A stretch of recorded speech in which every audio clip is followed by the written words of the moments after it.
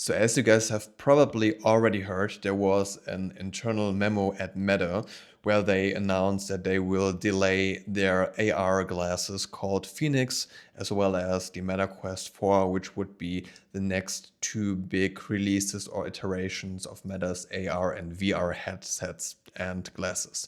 But this is actually a good thing, and why that is the case, I want to talk about in this video. So let's start it.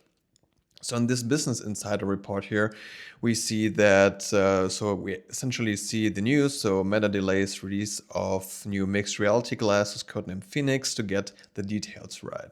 So essentially they should have been released in 2026, maybe in the second half of the year, but now they will be pushed to 2027, and the Meta Quest 4, which was also a bit of in peril because the sales numbers of the Quest 3 weren't that great, and just many people upgraded from the Quest 2 to the Quest 3. But there weren't that many like new users, or also people who wouldn't really use the XR headset on a daily basis. So it would just be used maybe for gaming every once in a while. That wasn't so good, and we weren't sure if we're gonna get or when we're gonna get the Quest 4, and also not AR glasses anyways. So the reason is that, so we also can read that here. So they plan to release the new devices in the second half of 2026, push to first half of 2027.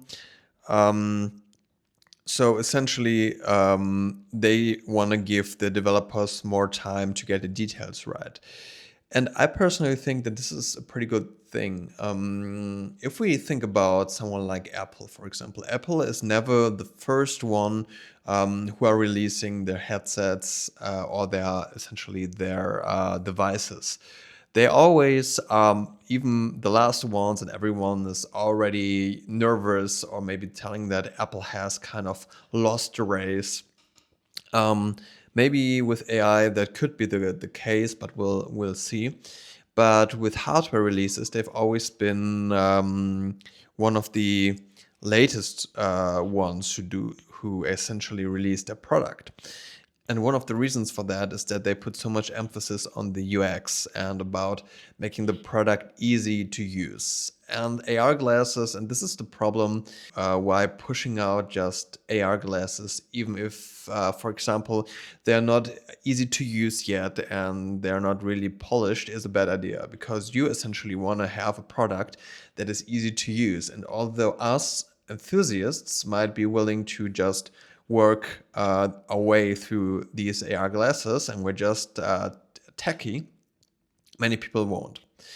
And there's only kind of one chance you have to introduce a new product to the masses, and if they don't like it, if it sucks, essentially, it will be kind of hard to convince them to buy the second iteration of the product. So that's why the first iteration is so important. And I guess the AR glasses that we are looking towards will look similar to those Orion glasses that they introduced, I think, I don't know, at the last or at the Meta conference before that, which already showed some kind of impressive prototype software. But it also, I think, the fact that we have this blew me away. But looking at it now from a point of, how inviting the UX is and kind of how easy this looks to use, how appealing this might look to someone who's not so techy. I don't know. I think definitely something better could be done here. So if we're going to take a look, these will probably be similar to these glasses with apparently another computing unit that you have in your like pockets or something. I don't know. Yeah, they show it here. I think this is like a computing unit that will probably have a similar processor to like a phone, which will make the AR glasses just lightweight. And so there's actually this article that I found, which is about failed products and what we can learn from them. And as you guys maybe know, there's already been some kind of AR or smart glasses in the past, which were the Google glasses. And we still have some other competitors here. They have Fire Phone, some touchpads, and there was also the Surface Duo, if you remember still that. And these are all kind of examples of failed products from big companies. So these were just products that weren't so appealing. You can already see that. Well, this also doesn't look too great. This was $1,500, and you couldn't do a lot with it. So there were so many problems with that product that I mean, Google is known to launch products and test products and then maybe abandon them a year later or so. That's just their startup DNA, I think, which is also not bad. But well, this is, I don't know when this was actually released in the first place. I think this maybe was already like 10 years ago.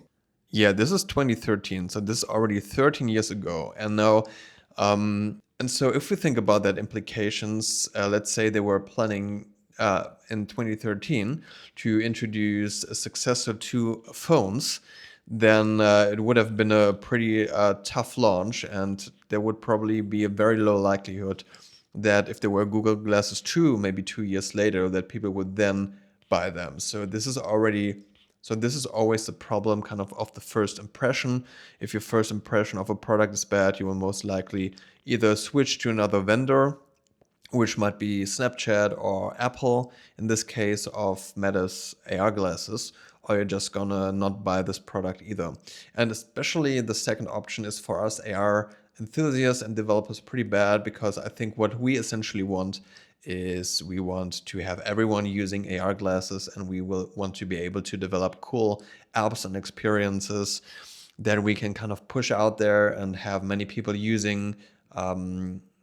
And so I think that actually this news is something pretty good, and also means that they are really focused and really committed to making a great product and being invested in this in the long run, not just trying to put something out there that isn't even polished at all. All right, so with that words, I'm pretty interested in your guys' opinion. Let me know in the comments below, and as always, thanks a lot for watching and see you next time.